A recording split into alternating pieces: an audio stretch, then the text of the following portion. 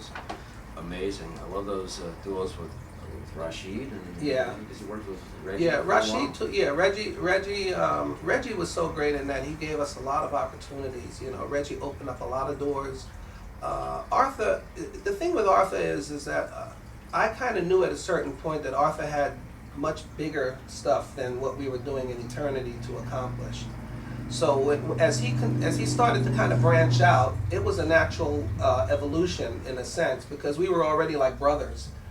We had lived together, you know, we played music together, we composed music together, so we had this bond, you know, of brotherhood in the music that allowed us to be able to be far, but not too far from each other, you know. So there was always, whenever I got a chance to see him or bump into him, because at a certain point I didn't see him very much after the Eternity days.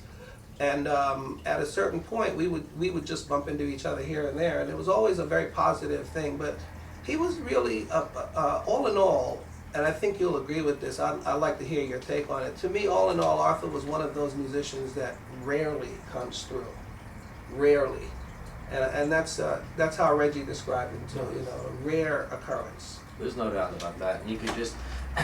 He's one of those guys, from the first note, you know this is somebody I want to pay attention to. Yeah. And then when you have encounters with him, you talk to him, you get to see where he's coming from. Mm-hmm. And the depth of his sincerity and commitment is so unimpeachable that it gave weight to everything he did and said in other fields. And he was so committed to musical greatness. Mm-hmm. And it's like I say, gosh, I only heard him for a couple of years, and then he sort of did his woodshedding and sadly passed so young that... As great and exciting and as fantastic and overwhelming the show was, you just knew that he had this potential in him to really not say, oh, he sounds like Trainer Hendrix or whatever. He sounds like Arthur Rhames. Right, he would have been this amalgam of, you know, his virtuosity and his personality and most importantly his character. Would have in his 30s he would have been some just guy that every note. It's like Rasan. Yeah. Everything was just perfectly realized. Yeah. Because of his work ethic. And that's so much what he had in common with Coltrane. People say, oh, Coltrane was this, saint, as they may say, in the Coltrane Church in San Francisco, and he had some kind of divine assistance, which he did not have. He had a genius for hard work, and that's what Coltrane had, what Arthur Rhames had. Yeah. And if if there's a spiritual aspect to that, I'm sure there is. But it's the hard work, and that's what you could hear. You can always tell the guys who do their woodshedding and who work on their chops. And the next day, you see Arthur the next week. That's why I want to see him every week, because the next week, he'd add something, would be different. Yeah. He'd be off on another tangent, and you didn't know what was coming up at all. Right. It was so special like that. One thing I would like to definitely ask you, because you had a chance. You had a chance to see Arthur. You had a chance to interact with him. For the young person coming up, because from time to time, like there's a young guy, when I lived in North Hollywood, I had the opportunity to meet young Latin kid. He was maybe 8 or 9 years old at the time.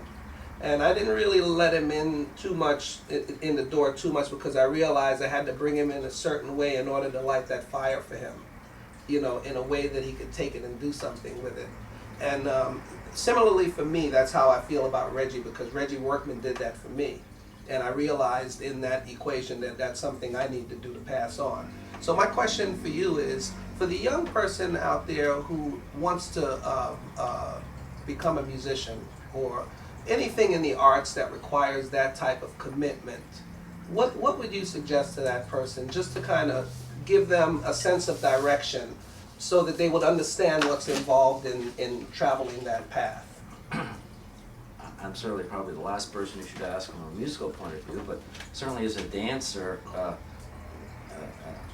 as a student of Spanish dance and Andean dance, I can say that the path is very difficult and very narrow and very steep. And we may not get there, but Bobby Watson has a concept where he always talks about how it's so much more important to work on what you are and who you are and how you can get better than some great artists who are just kind of frankly coasting for years and they haven't really contributed anything.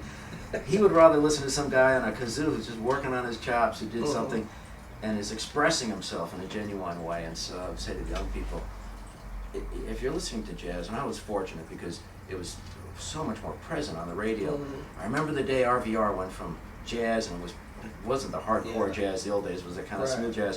And then one day it was country and western, Right. and some of the same disc jockeys were doing the country and western thing, and I said, whoa, whoa, whoa, no, this is wrong, this is just plain bad. Yeah. And it's so hard to find a station like KCR, and find them on the web.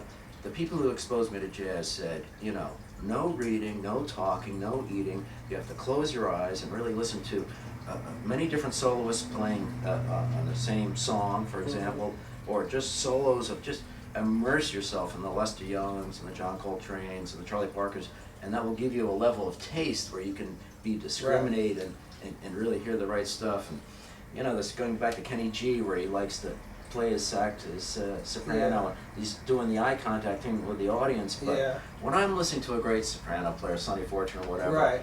his eyes are closed, he's concentrating, he's floating about the solo, and ideas just gushing out of him faster than he could ever say what he was doing. Right. It's a lifetime of work and theory and Exactly. technique and virtuosity. Yeah. And to close your eyes, you cannot concentrate on music with your eyes open. So forget the music videos or whatever, unless it's Arthur or somebody, Coltrane, who's no longer around. But just, it's you're gonna have to pay your dues and spend the time on it. Mm-hmm. There's no royal road to artistic greatness. You gotta pay your dues and work on your chops. And even then, you may not get there, but the process. The is what's process. important. It's really all about the process.